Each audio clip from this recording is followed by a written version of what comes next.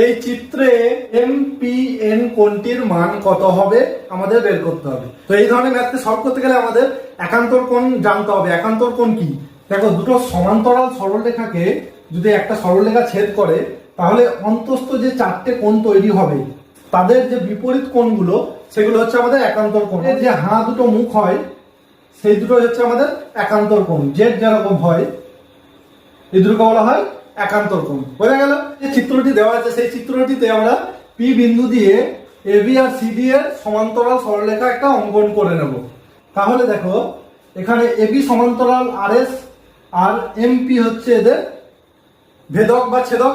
তাহলে দেখো, আমাদের এই জেড আকৃতির কোণ এই 30 আর এই কোণ এটা সমান হবে, তাহলে এটা 30 ডিগ্রি হয়ে যাবে।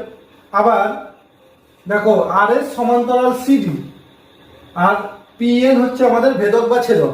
তাহলে এখানে এই যে 40-এর সঙ্গে এই কোণটা সমান হয়ে যাবে, কারণ এরাও একান্তর কোণ হচ্ছে। তাহলে এটা হয়ে যাবে আমাদের 40। তাহলে এই পুরো কোণটা কত হলো আমাদের? 30 প্লাস 40 ডিগ্রি, অর্থাৎ 70 ডিগ্রি হলো আমাদের এই পুরো MPN কোণটা। বোঝা গেল?